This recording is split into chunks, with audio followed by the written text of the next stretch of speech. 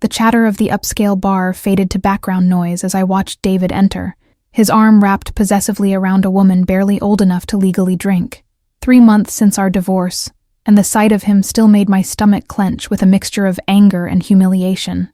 I hadn't planned on seeing my ex-husband tonight, hadn't dressed for a confrontation in my one decent black dress, the only piece of clothing that survived the financial massacre he'd left behind.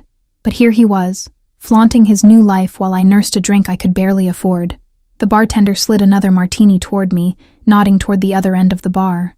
"Courtesy of the gentleman in the corner," he said, his voice barely audible over the jazz quartet playing softly in the background. My eyes followed his gesture to a man sitting alone, his tailored suit and quiet confidence immediately setting him apart from the weekend crowd. Dark eyes met mine with an intensity that made my breath catch, a silent acknowledgement passing between us as he raised his glass slightly. David's laughter cut through my moment of distraction, drawing my attention back to where he stood with his date, now scanning the room as if looking for an audience. I knew that laugh, the performative one he used when he wanted to be noticed, the one that preceded him making a point at someone else's expense. His gaze found mine across the crowded room, triumph flashing in his eyes when he recognized me. I could already imagine the story he'd tell his friends later, about his pathetic ex-wife drinking alone on a Friday night, still wearing the earrings he'd given me before everything fell apart. Something inside me snapped. Before I could reconsider, I was sliding off my bar stool, martini in hand, walking with deliberate confidence toward the mysterious man who'd bought my drink.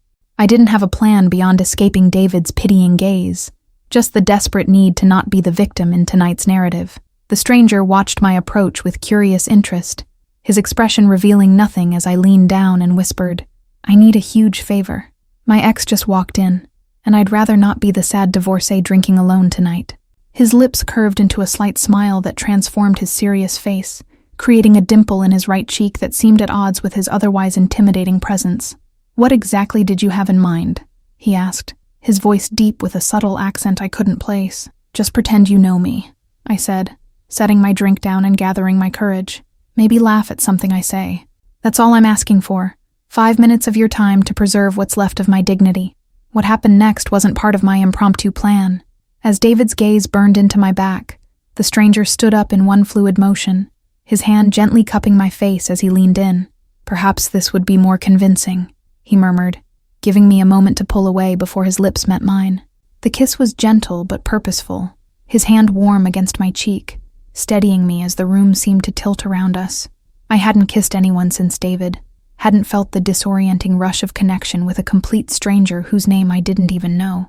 When we finally separated, the stranger's eyes held a glint of amusement and something darker, more dangerous. "Vincent," he said simply, his thumb brushing across my lower lip in a gesture that felt strangely possessive for someone I'd just met. "Lily," I responded, my voice embarrassingly breathless as I tried to regain my composure. I risked a glance toward David, finding him staring with undisguised shock, his date forgotten as he watched the scene unfold with narrowed eyes. Vincent followed my gaze, his posture shifting subtly as he assessed David across the room. Something in his stance changed, a predatory stillness settling over him that made the hairs on my arms stand on end despite the warmth of the crowded bar. "Your ex-husband seems displeased," Vincent observed, his hand moving to the small of my back with natural ease, as though we'd known each other for years instead of minutes. The casual possessiveness of the gesture wasn't lost on David, whose face had flushed an angry red. I should have felt triumphant seeing David's reaction, but something in his expression sent a chill through me, the familiar tightening of his jaw that had always preceded his worst moments during our marriage. "I should go," I murmured, suddenly aware that my impulsive act might have consequences beyond tonight. Vincent's fingers tightened almost imperceptibly against my back. "Allow me to walk you out," he said, the suggestion carrying a weight that didn't invite refusal. He signaled to the bartender, who nodded in immediate understanding, as though Vincent were a regular whose requests were prioritized. Outside, the September air felt cool against my flushed skin, as Vincent guided me toward a sleek black car waiting at the curb. A man in a dark suit opened the door without being prompted, his expression impassive as he nodded respectfully to Vincent. "I appreciate the rescue, but I can get myself home," I said, stepping back slightly, suddenly aware of how little I knew about the man whose lips had been on mine moments ago. The kiss was more than enough to make my point. Vincent's expression softened slightly, though his eyes remained watchful as they scanned the street behind me. Your ex-husband is currently arguing with the bouncer to follow us out, he said calmly. I'm offering you a ride to ensure he doesn't continue this interaction elsewhere. My stomach dropped at his words. Memories of David's temper flashing through my mind. The thrown glasses, the wall punched inches from my head, the promises that next time he wouldn't miss. I hadn't told anyone about those moments, had hidden the evidence and made excuses until finally filing for divorce, after finding him with his assistant. Vincent must have read the fear in my expression because his voice gentled further. You're safe with me, Lily. I have no expectations beyond ensuring you get home without incident, he said, holding out his hand like an offered lifeline. I hesitated only a moment before taking it, sliding into the car's leather interior that smelled of expensive cologne and subtle power. Vincent joined me, giving the driver an address I didn't recognize after asking for my phone and typing something quickly before returning it. We're not going to my apartment, are we? I asked, as the car turned away from the direction of my modest rental in Queens. My fingers tightened around my purse, suddenly aware of how vulnerable my position was. In a stranger's car, heading to an unknown destination. Vincent's expression remained unreadable as streetlights flashed across his face. I have a penthouse in Manhattan where you'll be safe tonight, he said, his tone matter-of-fact. Your ex-husband has your address, I assume? The casual way he assessed the situation sent a chill through me, the immediate understanding of danger that most people would dismiss. How did you know? I asked, my voice barely above a whisper, as I thought of the times I'd found David's car, parked outside my building weeks after our divorce. The car glided to a stop in front of a towering high-rise, its glass exterior reflecting the city lights like a midnight mirror. A doorman immediately stepped forward, opening the car door with a respectful, "Good evening, Mr. Moretti," that seemed to carry weight beyond simple courtesy. Inside the lobby, security nodded to Vincent without requiring identification, their eyes scanning me with professional assessment before returning to vigilant observation of the entrance. The exclusive access, the immediate deference, it all painted a picture of a man whose influence extended far beyond what I'd imagined at the bar. The elevator required a key card and fingerprint, rising silently to the top floor, where it opened directly into a stunning penthouse with floor-to-ceiling windows overlooking Central Park. Modern furnishings in shades of gray and black contrasted with art pieces that I recognized as museum-worthy originals. "Make yourself comfortable," Vincent said, removing his suit jacket and draping it carefully over a chair. "The guest room is through that door if you'd like to rest. There are new toiletries and clothes that should fit you in the bathroom." I stood frozen in the center of the living room, trying to process the surreal turn my evening had taken. "Who keeps women's clothing in their guest bathroom?" I asked, suspicion creeping into my voice as I considered the implications. Vincent's lips curved slightly as he poured 2 glasses of amber liquid from a crystal decanter. "My sister stays here occasionally," he explained, offering me a glass, "though I suspect you have other questions beyond my housekeeping arrangements." The whiskey burned pleasantly as I took a small sip, gathering courage to voice the thoughts swirling through my mind. The car, the security, this place. "Who are you, Vincent? Really?" He studied me for a long moment, as though deciding how much truth I could handle. "I manage various business interests throughout the city," he finally said, his deliberate vagueness more telling than any specific answer could be. An alert chimed from his phone, drawing his attention momentarily. His expression hardened as he read something on the screen, fingers typing a quick response before returning his focus to me with practiced ease. 3 days turned into a week at Vincent's penthouse, each night beginning with my insistence that I should return to my apartment, each morning dawning with me still wrapped in luxury I'd never known. My modest job as a graphic designer allowed remote work, and Vincent had arranged for my essential belongings to be collected by his staff.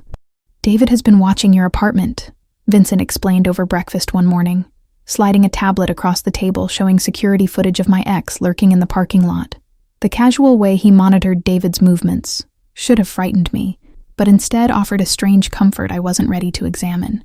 My 5-year-old daughter Emma adjusted to our temporary arrangement with surprising ease, delighted by the penthouse's hidden features: a bookshelf that revealed a secret playroom, a bathtub with jets that created rainbow bubbles, a chef who made pancakes shaped like cartoon characters at her request. Vincent's behavior around Emma revealed a gentleness I hadn't expected, his usual intensity softening when she shyly asked him to read her bedtime stories or help build elaborate pillow forts in the living room.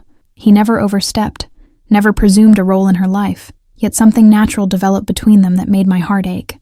Each night after Emma slept, Vincent and I would talk for hours on the balcony overlooking the glittering city. He shared carefully edited stories of his childhood in Sicily, of a father whose expectations weighed like concrete, of responsibilities inherited rather than chosen, always omitting specific details that might reveal the true nature of his business. I reciprocated with stories of my own, my dreams of becoming an artist derailed by practical concerns, my whirlwind romance with David that slowly transformed into a controlling nightmare, my determination to give Emma a life unmarred by the fear that had shadowed my marriage. "You're stronger than you realize," Vincent said one evening, his fingers gently tracing the faded scar along my wrist. Evidence of the night David had grabbed me so hard he'd drawn blood. The tenderness of his touch contrasted sharply with the cold fury in his eyes as he examined the mark. Our first real kiss came 2 weeks after the bar incident. Not a performance for an audience, but something genuine that happened in his kitchen at midnight. I'd come looking for tea, finding him instead staring out the window with a glass of whiskey and shadows in his eyes. The attraction between us had been building since that first night, present in lingering glances, in hands that found excuses to touch, in conversations that stretched until dawn. But it was his vulnerability that finally broke my resistance, the rare glimpse of uncertainty in a man who controlled everything around him. "I should tell you to leave," he whispered against my lips, his hands cradling my face as though I might shatter. "There are parts of my life you don't want to know about, Lily. Things that would make you take Emma and run." I knew he was right, had seen enough to piece together the reality of who Vincent Moretti truly was. The late-night meetings, the coded phone conversations, the men who appeared with bruised knuckles and respectful deference seeking his guidance.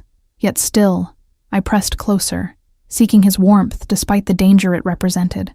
Something shifted between us after that night, an unspoken acknowledgement that we were crossing boundaries that couldn't easily be redrawn. Vincent began introducing me to carefully selected aspects of his world. Art auctions where millions exchanged hands with casual nods, restaurants where chefs prepared meals never listed on menus, private clubs where conversations hushed when he entered. A month into our strange arrangement, reality intruded in the form of legal papers delivered to Vincent's penthouse. David's petition for full custody of Emma, citing my immoral lifestyle and dangerous associations as evidence of my unfitness as a mother. The documents included photos of me entering Vincent's building, emerging from his car, holding his hand at a restaurant. "He's been having us followed," I whispered, hands shaking as I spread the papers across Vincent's desk. The thought of David's eyes tracking my movements, documenting moments I'd thought private, made me physically ill. Vincent's response was controlled fury, a careful stillness that somehow felt more dangerous than any outburst.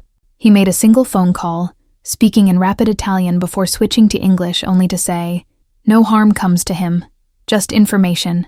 Within hours, a folder appeared containing details about David's life that shocked even me. Gambling debts to people who didn't use legal means of collection, an apartment maintained for meetings with women barely out of high school, offshore accounts hiding money that should have been declared in our divorce settlement. "Use this," Vincent said, sliding the folder toward me. "Your lawyer can negotiate from a position of strength now."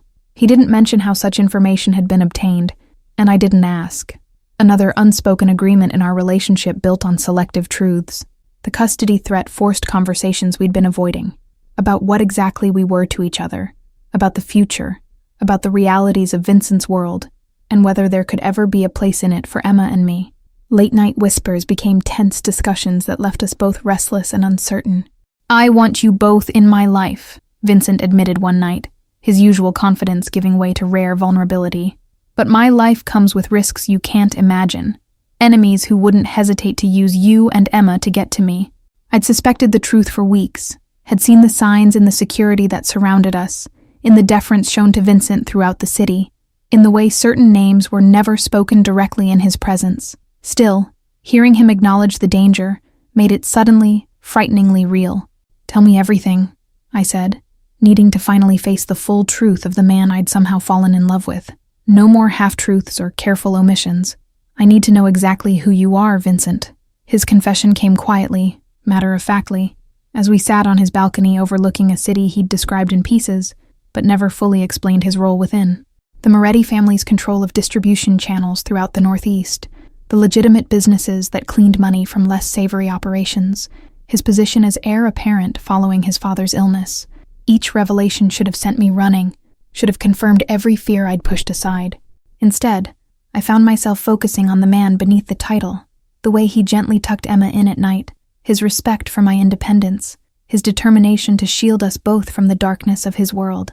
The next morning brought a moment of choice.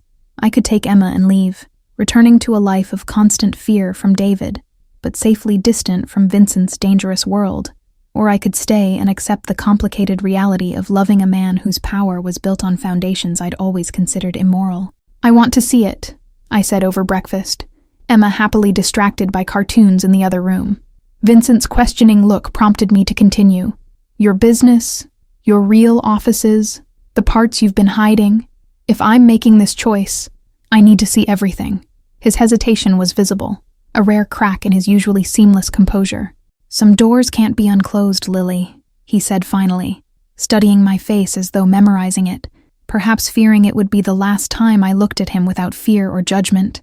The black car took us to an unassuming building in Little Italy, the restaurant on the ground floor bustling with lunchtime customers, who greeted Vincent with a familiarity that spoke of generations of loyalty. An elderly woman named Maria embraced him like a son before turning curious eyes on me, assessing me with the shrewd judgment of someone who had seen many women come and go. Behind the kitchen, a heavy door led to a staircase descending into what appeared to be a wine cellar, but opened into a sophisticated office space. Men in expensive suits paused in their conversations as we entered, their respectful nods acknowledging Vincent's authority without question. Enzo, Vincent's consigliere according to the brief introduction, raised an eyebrow at my presence, but made no comment as he handed over a leather portfolio containing what I recognized as balance sheets and property acquisitions. The casual way they discussed millions in transactions made my graphic designer salary seem laughably insignificant. I observed silently as Vincent moved through his world with natural command, resolving disputes between business owners seeking protection, reviewing reports of territory incursions by rival families, authorizing payments to politicians whose campaigns benefited from Moretti support. The power he wielded was absolute and terrifying in its scope. What struck me most wasn't the obvious illegality of certain operations, but the complex moral code that governed everything: respect for tradition, protection of family above all else, a strange honor system that drew clear lines even in criminal enterprise. Vincent's world operated by rules as rigid as any legal system, just with different boundaries and far more severe consequences. By late afternoon, I'd seen enough to understand the empire Vincent controlled and the weight he carried. "You're right to be scared," he said quietly as we returned to the car, his hand finding mine with tentative uncertainty. "I wouldn't blame you for walking away." Something had shifted during those hours, my naive perception giving way to clearer understanding of both the danger and the man. Vincent wasn't just a criminal. He was a leader protecting his people, maintaining order in a system that predated him and would continue long after, trying to steer it toward legitimacy, while honoring commitments to those who depended on him. "I need time," I whispered, overwhelmed by everything I'd witnessed, "to think about what this means for Emma, for us. I can't just—" My voice trailed off as Vincent's phone rang, his expression immediately hardening as he answered with a curt "when" that silenced the car. The attack came without warning. 3 of David's hired men following information he'd sold to the Colombo family about Vincent's security routines. The ambush in the parking garage might have succeeded if not for Enzo's suspicions about unusual payments traced to David's offshore accounts. Vincent returned to the penthouse with a bullet graze across his shoulder and a coldness in his eyes I'd never seen before. "Pack essentials for you and Emma," he instructed, his voice leaving no room for questions. "We leave in an hour." The reality of Vincent's world crashed into mine with terrifying clarity as security teams swept the penthouse, checking for surveillance devices and weaknesses in our protection. Emma watched wide-eyed from her bedroom doorway, clutching her favorite stuffed rabbit as men with concealed weapons moved efficiently through our temporary home. The safe house in Sicily had been in Vincent's family for generations, a sprawling villa surrounded by olive groves and protected by both modern security and the loyalty of locals whose families had served the Moretti name for decades. In any other circumstances, it would have felt like paradise. Vincent's father, Antonio, occupied the east wing of the villa, his once powerful frame now diminished by illness, but his eyes still sharp as they assessed me and Emma upon our arrival.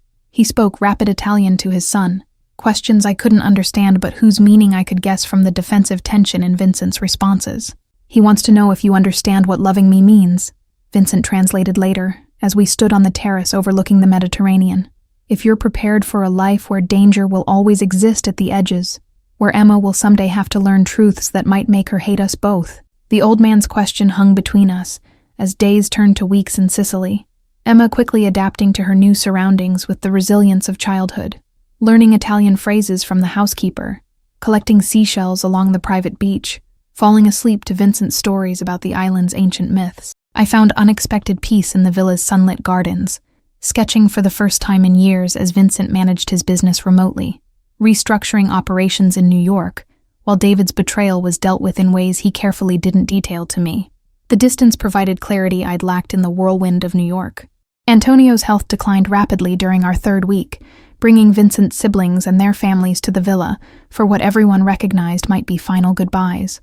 I watched as cousins welcomed Emma into their play without question, as Vincent's sisters evaluated me with guarded curiosity, as the complex network of Moretti family dynamics revealed itself in every interaction. "You don't have to stay," Vincent said one night, finding me alone on the beach after Antonio had a particularly difficult day. "I've arranged papers, accounts, a new identity in Vancouver. You and Emma could disappear, start fresh somewhere David would never find you." The offer caught me off guard, not because it was unexpected, but because I realized immediately I didn't want it. Somewhere in the chaos of the past months, in the fear and uncertainty and revelations, I had made my decision without consciously acknowledging it. I turned to face Vincent, seeing not the dangerous mafia boss or the powerful businessman, but simply the man who read Emma bedtime stories and laughed at my terrible attempts at cooking Italian food. "This is where we belong," I said, the certainty in my voice surprising us both.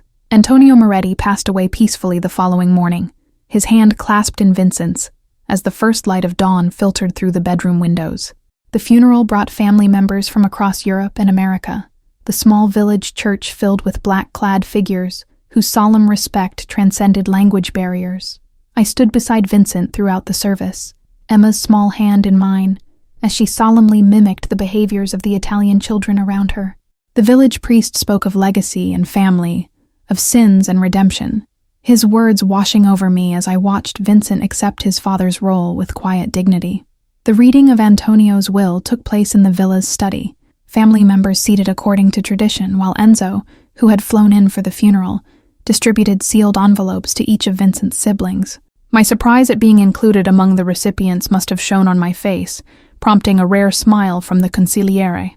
Inside my envelope lay not money or property, but a delicate silver key attached to a chain, Antonio's final message delivered through Vincent's mother's locket, which had remained locked since her death 20 years earlier. Vincent's sharp intake of breath told me the significance went beyond simple jewelry. "He approved," Vincent whispered later that night, the locket open on the bedside table revealing a small compartment containing a handwritten note. He rarely gave his blessing to anyone outside the family, but he wrote this the night after we arrived.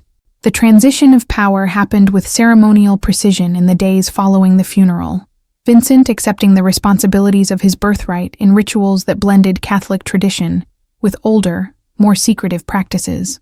I witnessed the weight settling onto his shoulders, the last vestiges of hesitation giving way to resolved determination. Our return to New York came with changes already in motion, Vincent's legitimate businesses expanding while certain other operations were quietly dismantled, security protocols redesigned to create layers of separation between his public life and private interests, a path toward legitimacy laid out over years rather than overnight. David had disappeared during our absence, his debts to dangerous creditors reportedly settled by an anonymous benefactor on the condition he relocate permanently to the West Coast. I never asked Vincent for details, maintaining the careful balance of knowing enough without knowing everything. The custody papers were withdrawn, replaced by a generous agreement that relinquished all of David's parental rights in exchange for financial settlement that would ensure Emma's education through college. His signature on the documents showed a trembling uncertainty I'd never seen in his handwriting before.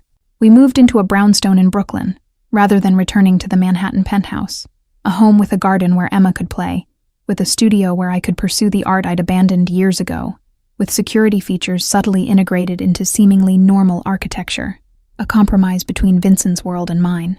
Marriage came a year later in a small ceremony on the Sicilian villa's terrace, Emma proudly scattering flower petals before us, while Vincent's siblings and their families mingled with the few close friends I'd maintained through the chaos of the past years.